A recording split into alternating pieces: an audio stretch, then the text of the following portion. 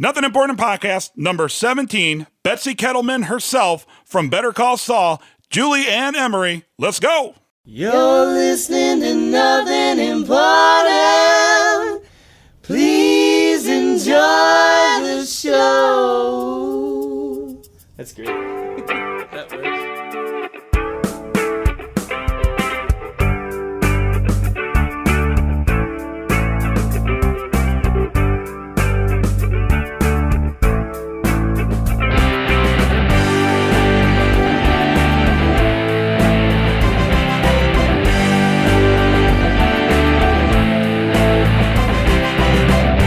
Awkward to start, right? Because it's like you have all these ideas of like how good you want it to be and like what you want to talk about, and then like you hit record on the microphone and you're like you're on the spot, go. Yeah, like okay. Yeah.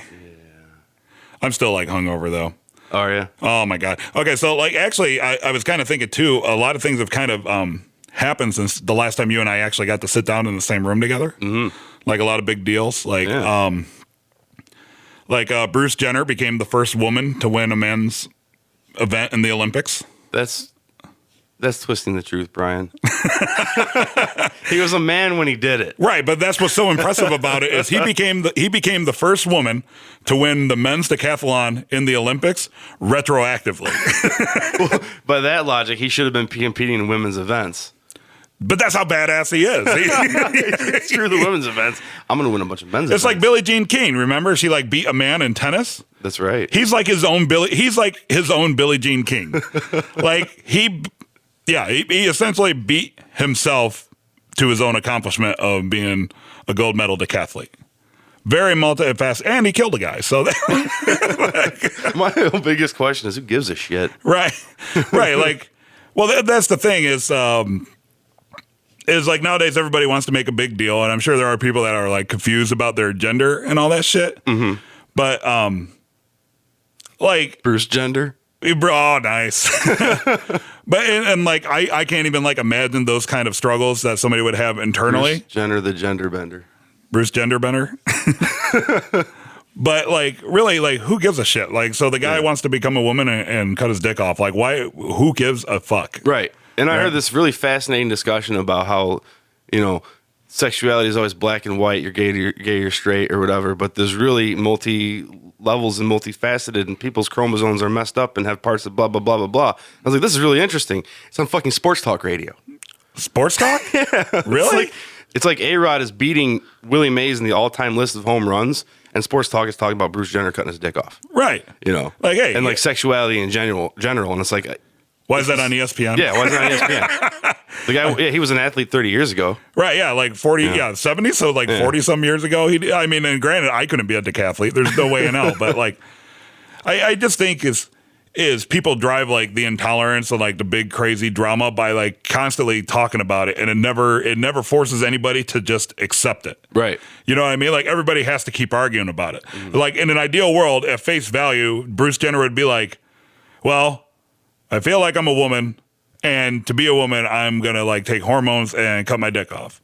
And it's okay for people to be like, wow, that's fucking weird. Yeah, weird. You know what I mean? Like that's not normal. I don't care what anybody says. That's not normal, but whatever. If it fucking makes them happy, it makes them happy. Right. But what happens is like all these other people want to be like, oh, well, if you don't think that's awesome, then you fucking hate transgenders. And it's like, no, like really, in all honesty, I treat transgenders the same way I treat like the guy walking down the street. Like, right.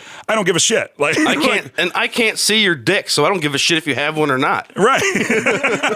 But you know what I mean? Like everybody will fucking jump on it, and they want to be part of the story and part of whatever side they feel is fighting the good fight. Mm-hmm. When in an ideal world, it'd just be like, oh, okay, well, cool, and then move on. And then if people could just like have a little conversation and say their little piece and then move the fuck on, the internet would be like an eighth of the size. Like you'd have empty servers because the communication would stop, because all it is just people talking in circles about the same bullshit. Right, exactly. Yeah. And Reddit is exactly that. Like everybody acts like they're so accepting and tolerant, but nobody is, because everybody wants to just keep fighting. Where in an ideal world, people either be like, oh, that's cool, or that's shitty. And then the other side would just not argue it because then they'd just be like, oh, well, that guy thinks it's shitty, but I don't.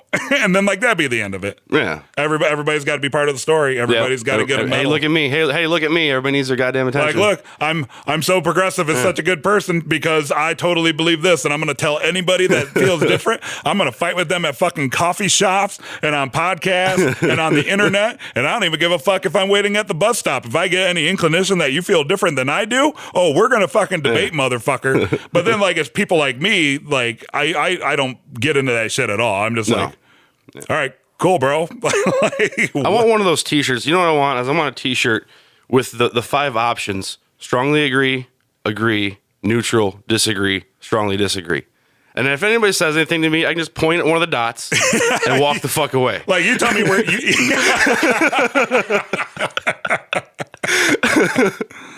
You know what? And the funny thing is, you would make a lot of money, I think.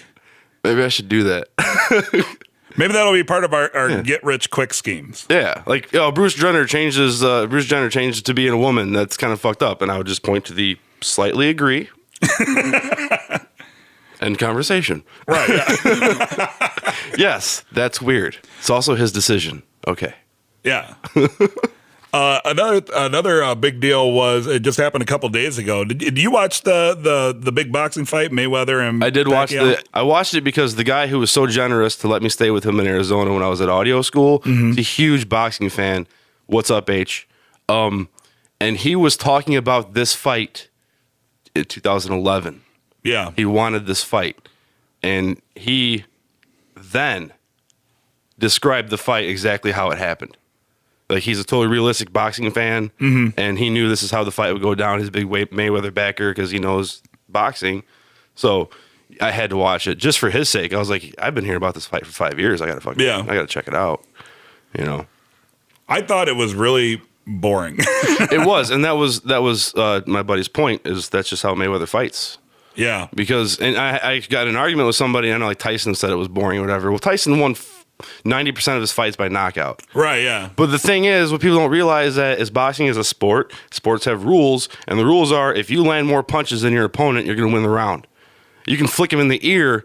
You contacted his bare body. You're going to win the round. Right. So Mayweather just avoids and hits you when he can. Right. He's a sniper. Yeah, that's right. You know, that's why I'm kind of torn on is because, like, entertainment wise, you know, for me, I was like, man, it's really boring. Like, all right, but hey, everybody saw it, so now we're over this. Right. But then I started equating it to, like me, I like amateur wrestling, you know, like Olympic wrestling. I wrestled all my life. And I'm very open about the fact if I were to take a friend to go watch wrestling, they would think it's the most boring shit in the world, especially high level wrestling where like literally like I'm raising my hand. Yeah, exactly. Like like high level where like you move your foot and like the difference between getting dropped on your head is the first person to move their foot like an inch the wrong way. Yeah, because the balance. I know that their center of gravity shit is so. Yeah, and you know, and both men are trying to do that, so it's like they're both just waiting for the first one to give, right? And that's why it'll go like 6 minutes, and then the last 30 seconds somebody will finally give. They'll do one move and the match is over, and they fucking won. It's because they're all so like technically proficient, right? So they like almost cancel each other out, and it's the first one to cave is the one that loses, right? Yeah. And like me, I'd watch that, and to the normal person, it looked like they were just tying up and hand fighting the entire time. But because I know the sport, like I'm like, oh shit, I can't believe he's getting away with that. Like, oh my god, he can't see that.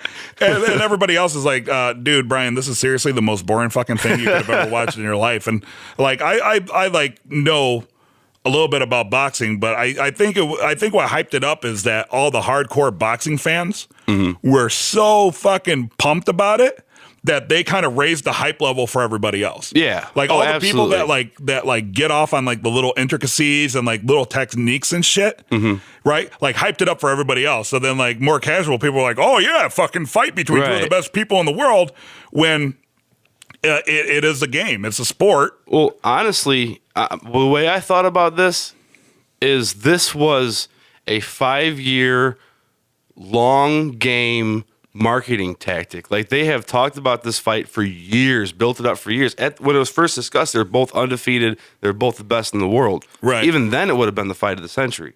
So you got 5 years of hype on top of that. The will they, won't they, fucking Ross and Rachel bullshit going on. Right. So it finally happens, and Rachel has someone else's baby, and everybody's pissed. Because they are, as far as I know, they are two of the best in the world, but they have completely different styles, and sometimes that just doesn't make for good entertainment. The one thing I didn't understand is I was always under the impression that clinching was illegal in boxing. I think.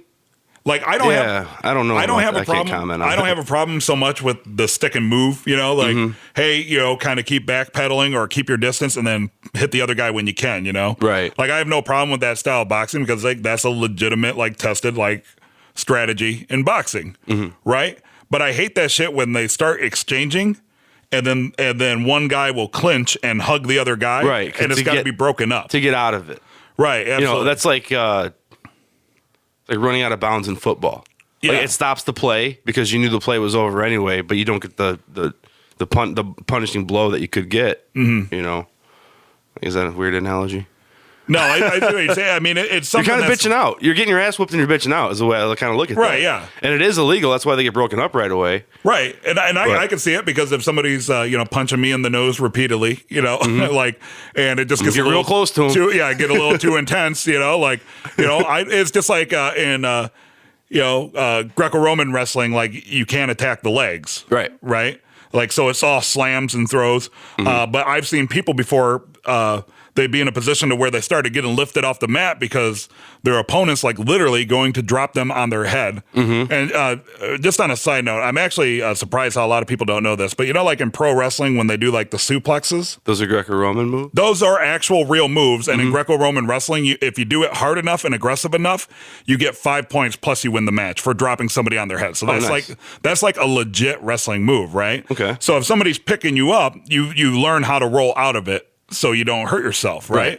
But it's not uncommon for wrestlers sometimes, because they know they get a couple warnings before they get points deducted, will hook the person lifting them. They'll hook their leg. Hook the leg, yeah. With their leg so they can't lift it. And then also what happens is the ref stops the flow because you've just done something quasi illegal. So then they restart so it gets you out of the situation. Right. But I have seen it before where the ref won't stop somebody from doing that, and it just totally backfires on the person hooking the leg because instead of getting dropped on their head, the dude will turn and basically smash their face into the mat, fall on his back or something. Yeah, so I think everybody so I found it boring, but I appreciate it. Yeah, but I think a bunch of just a bunch of casual people that thought this was a big crazy fight are the kind of people Well, it's the Tyson fans, I guess, maybe. Yeah. People our age, we grew up watching Tyson. So, our first exposure to boxing was Tyson's era, where he was just knocking motherfuckers out all the goddamn time. He won every fight by knockout. Right. So that's what we thought boxing is. Us super casual fans, boxing. These guys are going to be punching the shit out of each other. We're going to be Rocky in the corner, cut me, Mick, and fucking. No, it's a strategy game. Have you ever watched a fight at a bar? Well, it probably happens at parties too. I've seen bar fights it with my wife. Huh? I've seen bar fights. Bar fights. Well, I watch MMA, and I stopped going to bars to watch it because there's the casual people that don't know anything about fighting other than what they think a street fight is. Like the Affliction t-shirt buyers? Yeah, exactly. People who wear tap outs and have skulls all over their fucking shirt. Those kind of people. And it fucking aggravates me. You'll see the two fighters circling each other. And then there's always this asshole with a big shitty gold chain and a flat brimmed hat and shit, yelling at the screen, just hit him. Just hit him. They don't understand how hard it is to hit somebody when they know that they're being hit. Right. You know what I mean? I was at the fight over the weekend, the Pacquiao-Mayweather fight, when because Pacquiao obviously is more of a bruiser, he lands harder blows and whatnot. So he'd be throwing all these blows and then he'd stop. And then everybody would be like, why did he stop? That was your opportunity. And I'm like, okay, he's going to open himself up to another hit because this guy has a lot more energy than he does now. He's letting him wear his opponent down because then he can knock him the fuck out. Did you never watch a Muhammad Ali fight? Yeah, there's strategy. It's not just like I'm going to go see red and throw blows until my opponent falls down. Oh my God. And that's like the worst thing about like casual fight fans too, is when they say stupid shit like, oh man, if that was me, I just get so fucking pissed and I just like see red and kill the guy. Right. It's like, no, you wouldn't, motherfucker, because the other guy who's staying calm would see you flipping your shit and probably knock you out in one hit. Right, exactly. It takes one hit to knock somebody out. Yeah, I've been at a bar before watching like a UFC fight, and there will be like some like fat guy like us, you know, like some fat guy like us. Well, fat guy, but not like we'll us. be watching. We'll be watching like John Jones, who is like a light heavyweight, so like 205 pounds. You know, he's like Bad motherfucker. yeah, bad mother. Like literally could whoop your ass without even thinking about it. You know, the dude's a stud. Who way more than him, and they think like size actually matters. Mm-hmm. And like I've seen like these like fat sloppy ass pieces of shit like at the bar be like, you know what? I think like he's good, but if I ever had to fight him in the streets, you know, I'm like bigger than him, so I think I could fucking take him. And I'm like, well, what's your why? Why do you think that? I wouldn't Be like, 'cause fight. it's a street fight, man. I'd be hitting in the nuts. And I'm like, you don't think in a street fight, the guy that knows how to punch people will use that knowledge as he punches you in the nuts? I wouldn't Like, fight Uriah Faber. right. Did I get that right? Yeah. Is he like 135 pounds or something? Right, exactly. Yeah, he whooped the shit out of me. That dude will mess you Yeah. up. Like, I don't care how big you are. Like, just because you lift weights every day at the YMCA, Just because your union pipe fitter gig, like think like you're really good. You're really good at fitting pipes. That's what you do every day. So take your level at that and put that in your fucking fists. right. You know, like that's his job. Exactly. Like, hey, man, yeah, I'm sure you could plumb a house way better than that than John Jones can. But I guarantee almost under any circumstances, there's no reason why you would whoop his ass. Like, Yeah. it wouldn't even be competitive. Like, this is somebody who literally for hours a day gets punched and kicked. Right. You know, and like studies the technique. But you think because you frame houses for a living that all of a sudden you're a badass. This episode's mid-show music break is the song Marianne by Matt Biskey and the Island City. For more information, music, and show dates, hit up www.mattbiskey.com.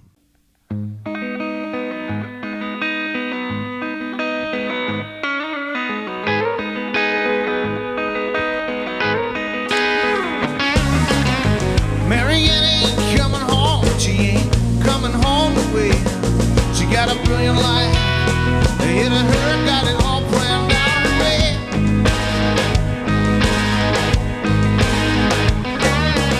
She come home once to see her friends, but after that she's gone. She's just a whistle in the dark away from what she wanted all along.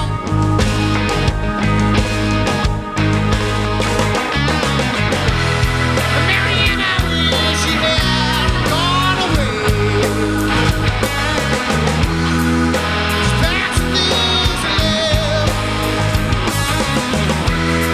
Marianne, there is so much left that follows you into the cold coast. Oh, Marianne.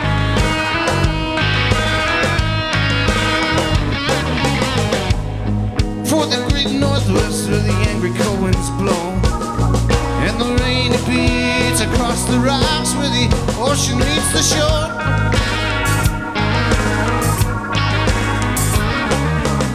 She can run away from mama's choices, she can run away from dad, and the dreams she has up in her head are better than the life she's had.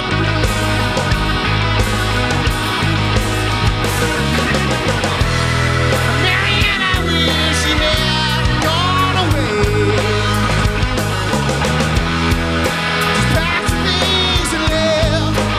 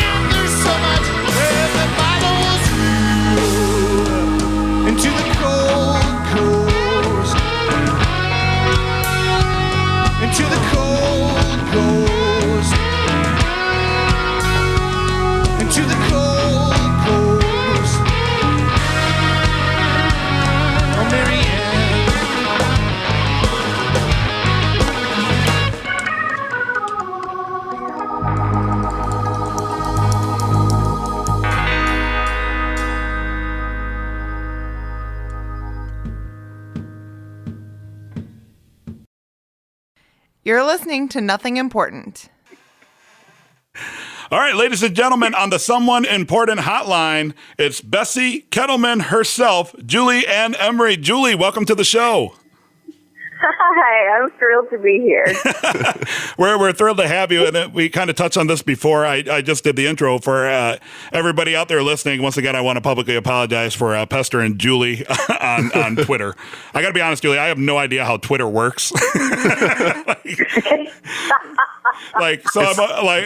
We have like 15 followers, and it's not because we have 15 listeners. It's just because I have no idea how to get like followers and how to do the whole like favorite tweet and retweet stuff. And I'll get like my own retweets, and I'm like, did I just send that to myself? Like, Yeah, you know what? I really enjoy Twitter, but I'm not sure that I'm a genius at it either. But the first thing is, you say your tag every time you guys do a podcast, right?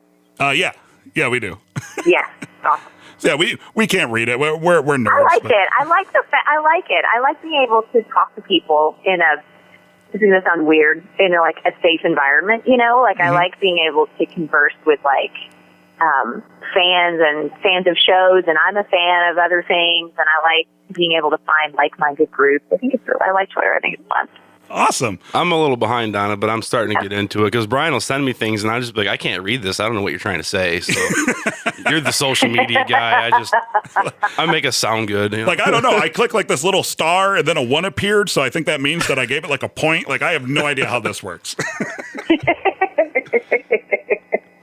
Well, awesome. Once again, thank you for hanging out with us. And what we want to talk about, Dave and I, obviously, because we have the podcast, The Saul Goodman. I don't know if you checked it out, and I don't expect you to, but we've got. I have checked it out. Oh, awesome! Wonderful. Yeah. Well, I hope we didn't say anything too offensive or stupid.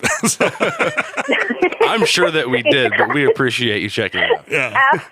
Absolutely not. I love it. It's great. And in Better Call Saul, your portrayal of Betsy Kettleman was super memorable, and fans seem to both love and hate that character. Kind of love to hate that. I know I love to hate that character. And there's actually a term for the fans of Betsy Kettleman, the Kettleheads.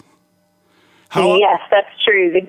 There is a group called the Kettleheads. I love it. I love it so much. They're great. And sometimes they give themselves Team Kettleman as well. But there's a Facebook group, there's a Twitter group. It's really cool. It's not what you expect with a character like Betsy, right? That's what we were thinking. I feel like it was when I was a little kid, my mom was way into Dallas. And I feel like it's a little bit like JR on Dallas. Like everyone kind of loves to hate JR or enjoyed talking about how insane he was, or it's great. I love Betsy. I don't think we've really quite had a woman like her on television. I feel really lucky that she was entrusted to me. Right, and it really shows in your performance. It seems like you just dive head in with it, and when you get a reaction from fans like that, and they're creating like Facebook pages and fan pages, that's just got to be like an incredibly great validation of your work. I think it's a validation of the work of the entire group. Mm-hmm. I'm really flattered and thrilled to have people liking my performance on it for sure. But the writing is so wonderful. They took the character they really took what I sort of brought to it and ran with it in their own direction and took her to such a great place. Even the breakdown in 107 in the house was a gift. It gave another dimension to her. So I think even all the way to Jennifer Bryan's great costumes, like they start out kind of ill-fitting, like Betsy knows that she's a politician's wife and she's supposed to go buy a skirt suit, but she buys it in lime green and it doesn't quite fit right. So there's such a happy team effort going on there that I think it's a really nice recognition for the whole group. It's lovely. Yeah, that's a great politically correct answer. Yeah. Yeah. I actually mean that. That's not true all the time when you're on television, but it's true in this case. Like in the first episode, Vince Gilligan directed it. And Sony and AMC were gracious enough to give us extra time to shoot the first episode, and so we explored the characters on set. That whole thing where the Kettlemans sort of finish each other's sentences is we found with Vince on set. That sort of Altman-like thing where we talk over each other, and that's such a relationship thing. I mean, that indicates relationship without ever having to use exposition for it. So it really was a group effort. That said, I was obsessed when we were shooting with Betsy. I was when I wasn't there, when I wasn't on set, I was obsessed with like the Governor McDonald trial with he and his wife in Virginia, and I reached back for like the Bell County scandal in California, like people who really believe they did nothing wrong. And like right up to the very end, like still believe they did nothing wrong. And if it is illegal, it shouldn't be. So I became fascinated with like real life examples of it. I was watching all of these YouTube videos of people who seem nice on the outside, but you look at them and go, who is buried in your backyard? And there are real people putting themselves on YouTube this way. It's crazy. Wow. So it was, I did become Betsy obsessed for sure. I mean, lucky for my husband, I'm not actually Betsy in real life, but I did become Betsy obsessed for sure. You're the original Kettlehead. I am the original Kettlehead. Yeah, Jeremy Shamus and I got really dorky about it. We would send each other videos. We would send each other articles. It was the most explorative process I've ever had as an actor, for sure. That's geeky actor talk. But that said, it is weird. I mean, as an actor, like, you know, there's a little meme going around. There's a little Vine video going around of Betsy running for the money. Like, that's crazy to me. I'm used to, like, flying a little more below the radar, you know? I'm used to, like, showing up and hopefully doing good work and going on to my next gig. So it's exciting. It's really nice that people have latched on to Betsy. That's awesome. Yeah. I don't know if you're aware, we interviewed Ray Seahorn, and she went She's great. She was awesome. Yeah, she was super cool with us and like understood like where we're at and joked around with us. I think she dropped an F-bomb. Yeah. She detailed her audition process and how elaborate it was, and it's like multi-tiered, and they kind of kept like the character names were hidden but they used the real dialogue and stuff like that. Was your audition process anything like that, or did they ask you to be on? How was that come about? Mine wasn't as multi-tiered as Ray's was, because she's a series regular on the show, and my character was originally hired just as a guest star, and then we wound up recurring because they liked what we were doing. So my character's name was Mrs. Philpott in the original size, which I thought was really funny. Kind of appropriate, filling pots. Yeah, and the scene was it wasn't the actual scene from the first episode. It was something that sort of lent itself to that. So we were in a diner talking to someone, but it wasn't a lawyer. It was about something we did wrong or not did wrong. I mean, it lent to that, but it wasn't an actual scene from the script. So I think they were super careful from the beginning, not to release anything that they thought would give anything away. Even for my character. And I have to be honest with you, when I read it as like a 50-year-old Aunt B. Like when I read it, I was like, oh my God, I'm such a giant Breaking Bad fan, and I am not right for this. Like I read it and I was like, So when I auditioned, I put myself on tape in New York for it, because I was in New York at the time. And when I auditioned, I thought, well, I'll just make this work on me and hopefully they'll see me for something else down the road. Like, I thought I had no shot whatsoever at Betsy. So it was a big surprise. And then they passed my tape around. So I did it and sort of walked away from it. And then 3 weeks later, I got a phone call that they wanted me to do it, to play the role. So that was kind of shocking for me. That happens every now and then when you're an actor. But I really did not think I was right for it when I read it. But I do now. Yeah, so you pulled it off, and I mean, maybe, I guess, geeking out on it worked for whatever you did, because you have fans. It became something else. Like, when they cast me, it morphed into something else. So, I'm not sure what Vince saw and Peter saw that made them go, yeah, that. But, and it just wasn't quite how I read it in my head. But I'm grateful that they did. And it became something else in the first episode, and then it continued to evolve as we went episode to episode throughout the season. We got really lucky that they were willing to sort of redo their idea of what the Kettlemans were going to be. They weren't ever supposed to be quite as involved in the story as they were. So I'm grateful for that. That's fascinating, because we always just thought like it's such a natural fit as part of Jimmy's evolution to go through what he went through with the Kettlemans. Yeah. You know.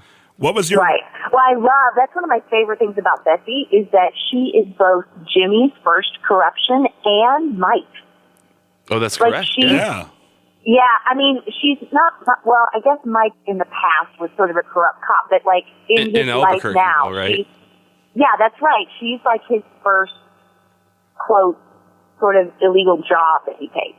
And I love that about her. I love that she looks like, you know, a Midwestern housewife of some kind, and has that weird, bizarre smile going on until you really piss her off, and then she winds up. It's not Nacho that corrupts them; it's her. Yeah.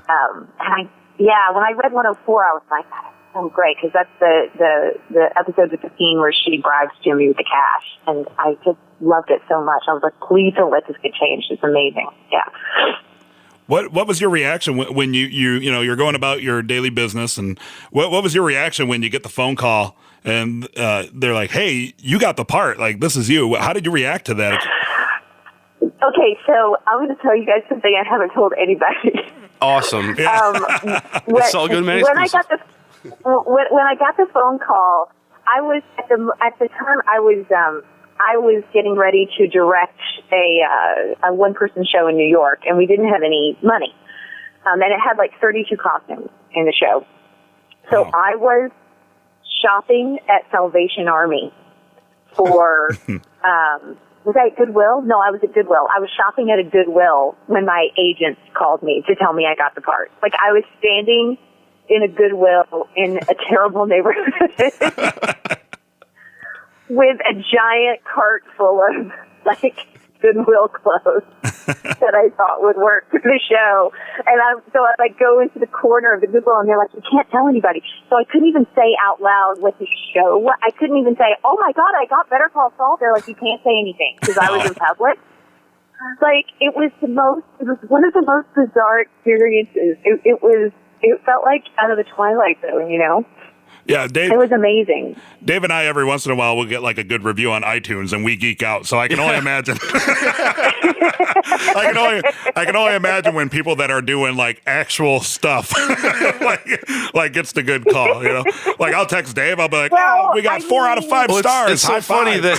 that Ray's story was hilarious. Also about when she found out, I was like, "Is that all they do? Is like find a way to make you guys geek out, or like, right? Yeah, like drop got you at it the on, most you know, inopportune time. I mean, it's such there was such like, it was, Breaking Bad was such an iconic show, and Vince and Peter and all those guys, they're such amazing filmmakers, period. Like, they could be doing movies, they could be doing whatever they wanted. Yeah. And for somebody to call you and say, Vince Gilligan and Peter Gould picked you, I mean, that moment is huge as an actor. I mean, it's really validating, it's really nice. And I also, like, when they told me, I said, "The Mrs. Philpott part? I got the Mrs. Philpott part." They're like, "Don't say the character name." I was like, "Isn't it fake? Can I say the fake character name?" Like, I was like, "Are you sure I got that part? Can you call them back and make sure that that's the part? It's not another part?" Like, I couldn't. It was a lot. It was. I couldn't believe it. And the idea of sort of, I had such a lucky year. I sort of went from Fargo to Better Call Saul, and that's who gets to do that as an actor? Like, who gets to play in those worlds as an actor? Who gets to say that was my year? I couldn't believe it. It was great. And I was at the Goodwill. Yeah. You touched earlier about how you and Jeremy Seamus developed the characters. I believe I heard somewhere that you guys would actually go, but you mentioned like sending videos, but didn't you guys actually go out around town as the Kettlemans and kind of develop the characters? Well, we didn't set out to go around town as the Kettlemans. We would always fly in and fly out together, right? So we would get checked into the hotel, and then call each other and say, you want to go to the grocery store?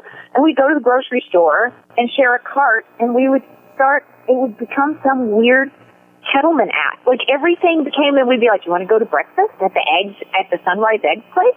And it would morph into some weird Kettleman relationship thing. So it was, I mean, we would wind up at the Macaroni Grill for dinner as some, I don't want to say fully as the Kettlemans, because that would be just horrible for any waitress, right? but it would always morph into like us sort of dorkily walking around as the Kettlemans. We were, so I think, yeah, I mean, the nature of how we shot, I think it helped us too. It was a very symbiotic relationship. And I never felt like, whenever I got a script, I never felt like I had her. Like I had really stepped back into Betsy's skin until I was with Jeremy running the lines. Or with Jeremy improvising. Dave and I were talking before we got on the phone with you. How funny it'd be if you guys did like a YouTube series where you guys, as the Kettlemans, just go out into like everyday life, and the way that like Betsy is so domineering over Craig, and have somebody film like real people's reactions to this woman that's completely in control and like pulling the strings of her husband all day. That would be hilarious, right? But you would keep the camera on the people reacting to it, right? Yeah.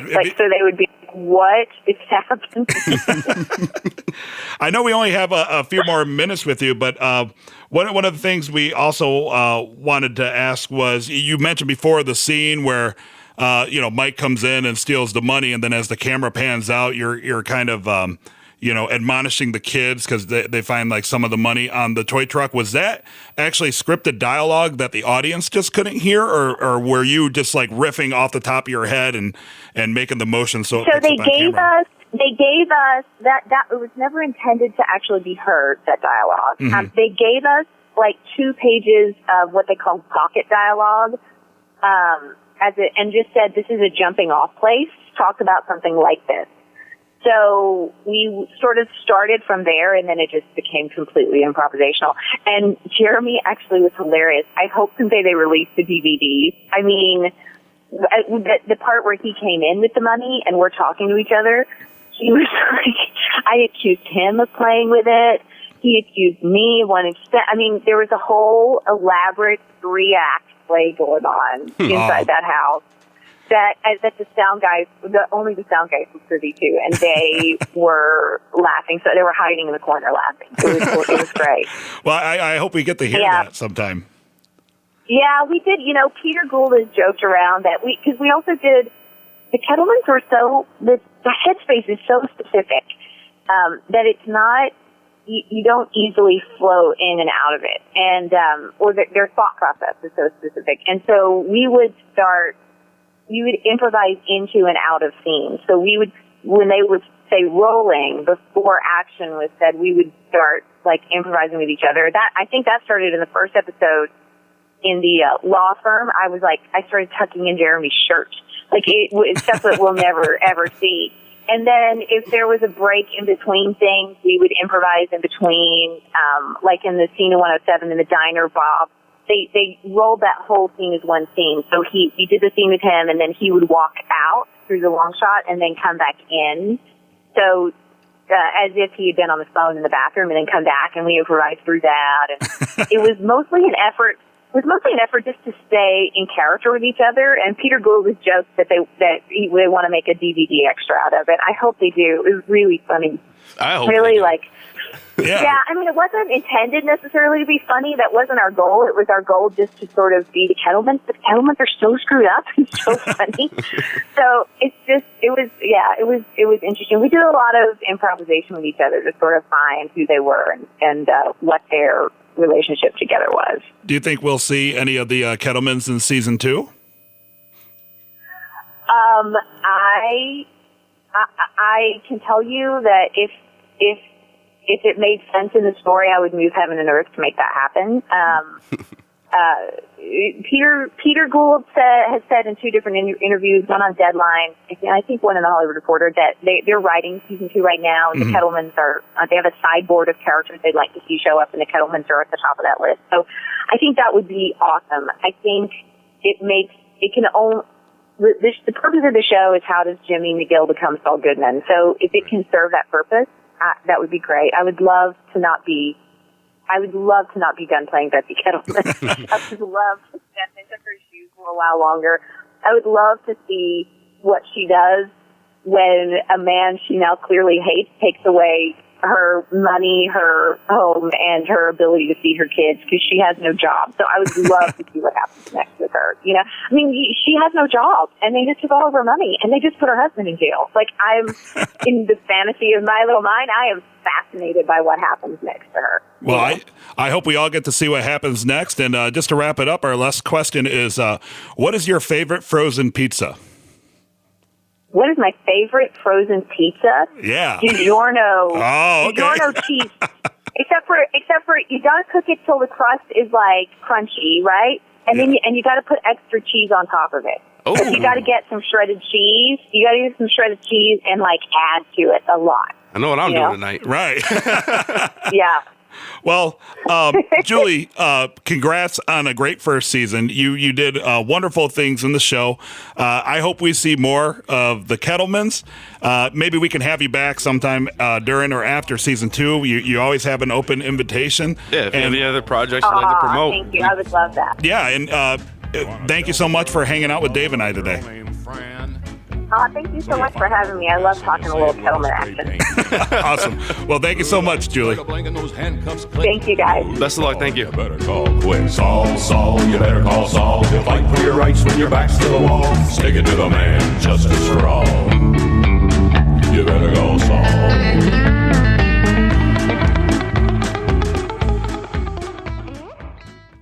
Dave, so that was awesome that Julie Anne-Emery came on our stupid little podcast. Yes, and she was super cool, and she actually listened to us before she came on, I guess, which is why she was kind of got the vibe. Yeah, absolutely. But it was a pleasure talking with her.